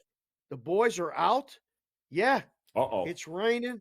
We ain't going nowhere, and the flight don't leave till the morning. I said, I'll see you in 17 minutes. Shoes on, downtown. Oh, yeah, downtown. Circa was the beginning. That's where we met up. Made some connections, saw a guy about a thing, and got loaded up with some drink tickets, and the boys had cash in their pocket because all they did was work hard between Kofsky, Jack, Foster, Yarnell. Those guys killed themselves last week. They worked so hard producing on the sets, all this other stuff. They said, Dave, we're ready to let our hair down. There was a cigar. There was walking. And Joe, you know what happens? You stand at a table and start putting chips on roulette numbers. And Matthias was there too. Matthias is wound up. Yeah. So things start happening, Joe. 0 hits. Can't believe you answered the phone. Hits, I just can't 17 believe you hits. knew what was coming. Joe, you knew it was coming. Thank goodness I took a nap before because I didn't know. Yeah. And now I know. But they hit a couple numbers. The chips started to stack up. We made our way down Fremont Street. We hit the D. We took them at the D. We went back up to the Golden Gate and sat down together at a blackjack table, Joe. You remember what it's like when you sit at a blackjack table with all the boys? There's always one that takes it for the team. You know what I mean? Of course. Everybody can't win. Unfortunately, Foster took it for the team, but he was doing good. He hung as long as he could, but his foot got injured a little bit. He was fighting the pain. It was crazy, Oh. Joe. Oh. 4 a.m. I still can't. 4 a.m., Joe. Can't do it, 4 man. a.m. I Can't do it. hugged the boys. I said, I got to go. I Nope. ain't been the same since. Saturday, running around Cannot because there's people believe here you are sitting still in traffic. conscious. Cannot believe you're Sunday, still the conscious right game, now. crazy Yeah. game. And then today I wake up. I honestly, Joe, I didn't know what day it was when I woke up today. I'm saying, man. Woo. Oh, that was crazy. It was a lot of fun, That's- though. It was great to see the boys and everybody in person. SportsGrid did an unbelievable job with the Yes. sets and coordinating people. It's nothing but chaos. And I think what we all did together was kind of make it controlled chaos. Now, don't get me wrong, there Yes. was chaos, but it was controlled, minimal sleep. And then we get the game. What'd you think of the game? I got people telling me today, the game was boring except for the end. It wasn't a good football game. I thought it was a good football game, Joe. I mean, it's, I thought the game was one score the entire time. So it was, listen, it wasn't, 45-40, but the last hour and a half, I mean, that's what it's, so you can, listen, we should be that bored every Super Bowl day. You give me that kind of boredom every Super Bowl, I am, because, what short memories we have of some of these games that we've had to endure and sit through over the years where you want to talk about boring. When the game's over, by the time we hit the second quarter, that's absolutely boring, and that wasn't the case. I would imagine the mood around the sports book managers there, and probably not. When they saw it go to overtime, could they just hear dollar bills like just falling and bye-bye? Oh. Yeah, so I reached out to a couple of my buddies is still in the business to come on to BVB today, and they politely took a pass because there was no real interest in discussing how things went because Unreal. when a plus 950 or 9-1 prop hits, like, will there be overtime? Yes. That's one of those ones that they go, ay. Like you're sitting there in the third quarter as they approach the fourth going, well, if this falls and this falls, this could be tied. That'll win. We don't want no overtime. Nobody wanted no overtime, so they got the overtime. I heard that Caesars lost 7 figures on a prop. Now, again, you can't control what people bet, but you can at least limit the risk. I would never allow ourselves to lose 7 figures on a prop. But there was a lot of good props. One prop. And the prop handle is boom. Now, from back in the day, if the game falls like it fell, all way teasers win. So it don't matter if you go KC up, San Francisco down, over, under, every way teaser won. So you're like, okay. Then game day, the total went from 47.5 to 47 to some books had 46.5. 46.5. Somehow, yep. Absolutely. The last combination you think of for a football score is 25-22, which adds up to 47, which falls on 47. And then the squares, Joe. The square pools, 5 and 2 is usually a donation. You're done. Upended. That's it. It was 6-9 prior to that. If they would have just won it in regulation, unreal. Yep. Yeah. So I thought it was a great game. I enjoy that type of game where defenses kind of rule the day. The turnovers were great. I mean, the play I think that swung it for me, Joe. When it happened live, I couldn't understand why the San Francisco punt returner didn't let the ball go. But then when you saw the replay and you saw the ball, it hit his foot. Yeah. Yep. Hit his teammate's foot. He had to go get it. He should have dove on it. Yep. But that one changed the game for me. I thought, oh boy. And the other thing that changed the game was Mahomes throws a pick to start the third. Yeah. San Francisco don't get no points. They didn't get any points. If San Francisco gets a field goal, let alone a touchdown there, we may be talking about this game in that boring mode where it's done. I don't think they're coming back. San Francisco runs the ball and plays great defense and puts it away, right? I thought the turnovers were moot. There were more turnovers. I don't know what that prop was, but I didn't even think to consider that because I did not expect, the turnover fest that we had 2 apiece there. I did not expect the turnover fest we had. But if you're going to make the argument that the 49ers left points on the field with the turnover by McCaffrey, well, so did Pacheco. So it kind of wiped itself out there. I threw an interception. You botched the punt. The difference is, of course, the punt, a couple of plays later ended up in a TD. But at no point, Dave, watching that game, did I ever think we should be sticking a fork in Kansas City as bad as they were being out-physicaled and being beat up. And they were. The fact that it remained a 1-score game, it just felt like you do realize 49ers, like, if you don't squash them, how many more chances are you going to give Andy Reid and Patrick Mahomes to beat you? And that's exactly what they did because they couldn't take advantage of any of those opportunities they had. I thought before the game, if I was to make a play pregame, which I did not, San Francisco was the side. But as I'm watching Mahomes drive with an opportunity to win the game at the end, my whole house, my little one was rooting for San Francisco. She bet her sister, her mother, and her grandmother $5 a piece.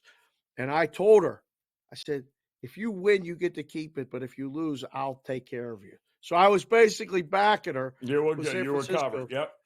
So I was like, I'm good. And I was watching it. And in game, I started betting the Chiefs. I was like, oh, yes. They didn't put them away. If they don't go win this thing by taking the ball away, the ball can't be in Mahomes' hands to end the game. We've seen it too many times. And so I was betting Kansas City in game. San Francisco doesn't make it on 3rd down and kicks the field goal in OT. And I don't know about you, Joe. I was betting Kansas City again. I said, they're going to go down and win this game.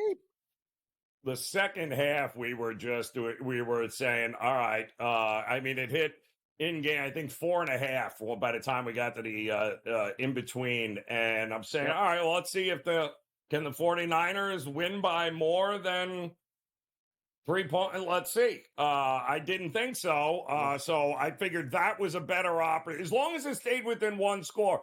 I don't understand why he held on to the 2 timeouts before the end of the first half, where it kind of felt, do what you got to do to get the ball back with the way they were playing and maybe get some more points because you knew Kansas City was getting the ball in the second half. A lot of coulda, shoulda, wouldas and what ifs for the 49ers. And unfortunately, they've got 7 months to figure out what the answers are that too. Basketball season now, Joe. Yeah, all basketball. And you got plenty of it tonight coming up. Also, a couple of NHL games. Dave's coming up, top of the hour. We'll wrap it up next here on the Grid.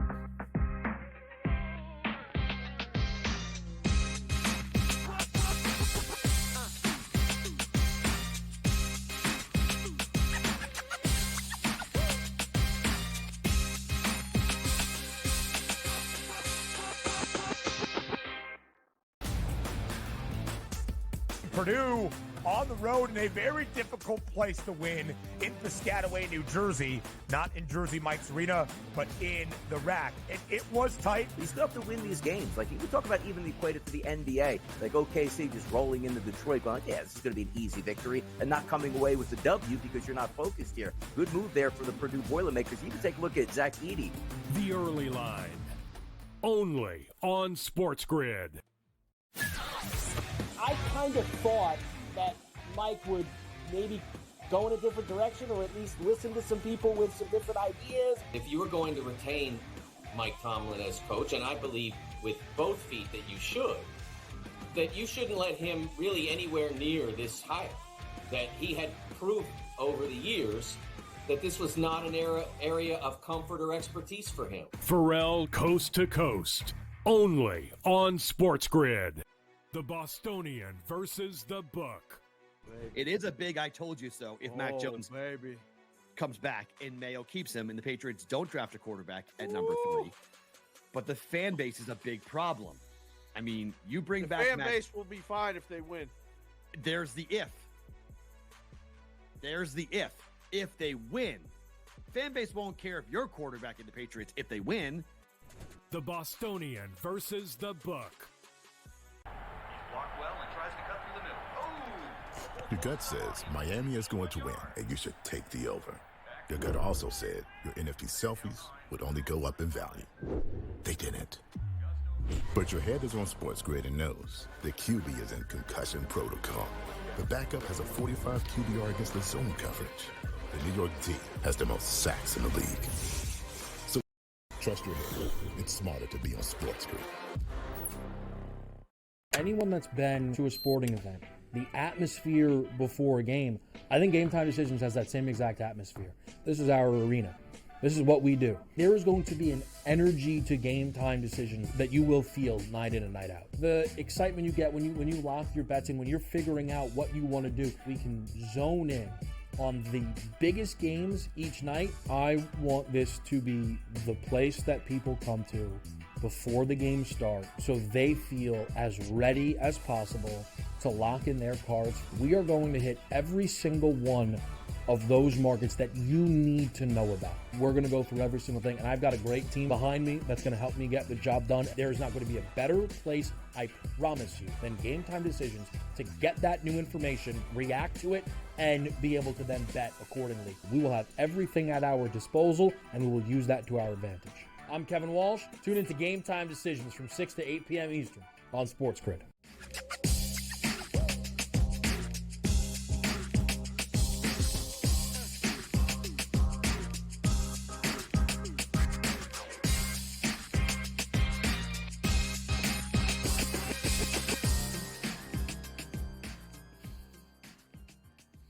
All right, that'll about do it here. Game Time Decisions on the SportsGrid Network. We got, get ready, plenty of action on the hardwood here tonight. Couple games on the ice here. And Dave Sharapan, Matty Peralt, they'll get you covered here for the next couple of hours before Gabe Morency live and in studio at the SportsGrid headquarters there. And that's going to be fun, too, because he's got a whole lot of stories to share with you guys coming up a little bit later here tonight. We are at the break with Wake and Duke Forest. I have no idea what in the world is going on there, as it is 29-27 Duke on top of Wake Forest for two teams that can absolutely shoot lights out.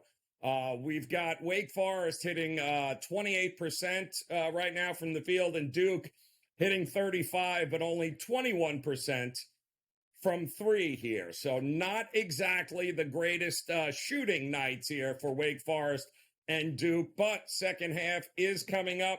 To be that poor at shooting the ball and still only being down 2 is a pretty good thing here for Wake Forest and the Demon Deacons. So that game is coming up. Don't forget TCU West Virginia also getting ready to tip here at the top of the hour. 9 o'clock, though, tonight. Another hour from now, you will have, I think, the game of the night in college hoops with Kansas traveling to Lubbock to take on Texas Tech, the Red Raiders. We're going to learn a little something about this Kansas team here. This is a terrible spot. They have been terrible on the road, but can they turn the corner? Can they go into a hostile environment against a darn good team in the Big 12 and get it done? If they do, without their best player, McCullers, then get ready. There is Final Four written all over this Kansas team. It's that big a game tonight. Should be fun. We'll be back tomorrow for another edition of Game Time Decisions. Until then, best of luck with your plays. We'll talk to you again soon.